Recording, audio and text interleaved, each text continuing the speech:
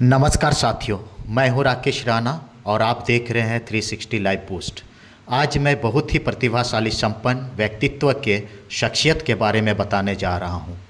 जी हां साथियों, आपको फिल्म 3 इडियट्स का मैन कैरेक्टर रैंचो यानी फोनसुक वांगडू याद होगा, लेकिन क्या आप इस कैरेक्टर के वास्तविक प्रेरणा के बारे में जानते हैं? फिल्म 3 इडियट का यह कैरेक्टर लेह लद्दाख के इंजीनियर और वैज्ञानिक सोनम वांगचुक के वास्तविक जीवन पर आधारित है। दुनिया में लोग अपनी योग्यता का इस्तेमाल खुद के विकास के लिए करते हैं, लेकिन सोनम वांगचुक अपने आविष्कार, योग्यता, आइडिया का इस्तेमाल सामाजिक कल्याण, शिक्षा सुधार तथा जलवायु संरक्षण करने में करते हैं। आइए आज के वीडियो में सोनम वांगचुक के जीवन से जुड़े कुछ प्रमुख बातों की चर्चा करेंगे। सोनम वांगचुक का जन्म लेह लद्दाख के आल्ची में 1966 को हुआ था। आपको जानकर आश्चर्य होगा कि एक सफल इंजीनियर एवं वैज्ञानिक का प्रारंभिक शिक्षा 9 साल की उम्र के बाद हुआ था, क्योंकि उनके गांव में कोई स्कूल नहीं था। 9 साल की उम्र में श्रीनगर के एक स्कूल से अपनी प्रारंभिक शिक्षा पूरी की। इसके बाद उन्होंने NIT श्रीनगर से मैकेनिकल इंजीनियर की पढ़ाई पूरी की। इंजीनियरिंग स्ट्रीम की पसंद पर अपने पिता के साथ मतभेद के कारण उन्हें अपनी शिक्षा का खर्च खुद उठाना पड़ा।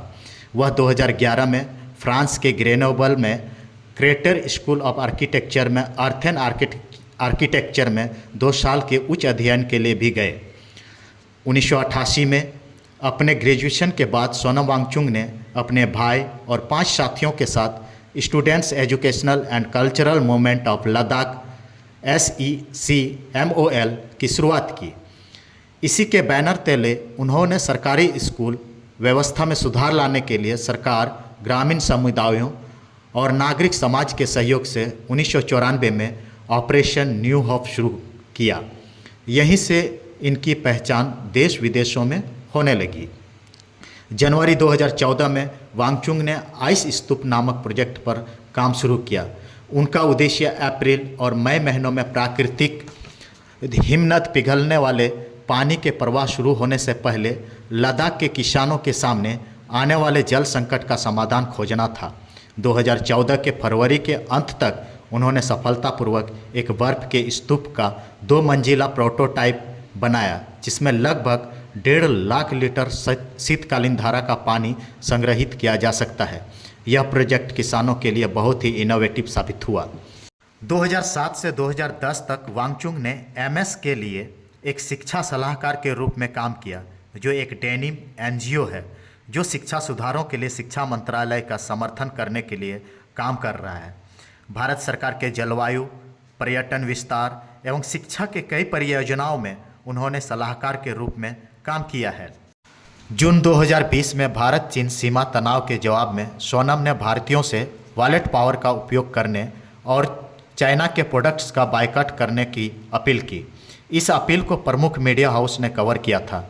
कई मशहूर हस्तियों ने इसका समर्थन भी किया था। उन्हें बहुत सारे राष्ट्रीय और अंतर्राष्ट्रीय अवार्ड दिए गए हैं। उसमें कुछ प्रमुख अवार्ड हैं।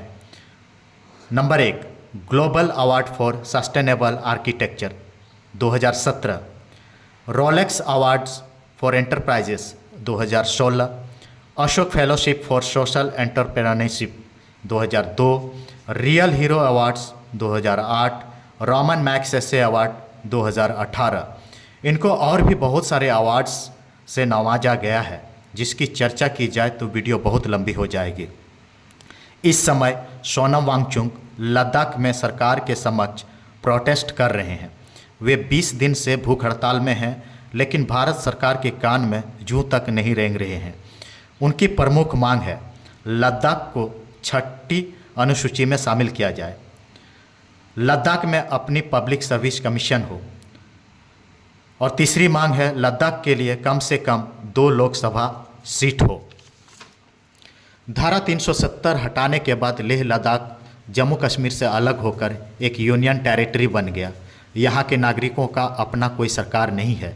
लेह लद्दाख आदिवासी बहुल क्षेत्र है तथा यहाँ पर जलवायु परिवर्तन के खतरे को देखते हुए यहाँ के ज़मीन को बचाने के लिए ही वे लेह लद्दाख को 6ठी अनुसूची में शामिल करने की मांग कर रहे हैं। साथियों, प्रतिभा संपन्न सामाजिक कल्याण में जीवन समर्पित करने वाले वैज्ञानिक की सरकार से मांग मेरे समझ से जायज़ है।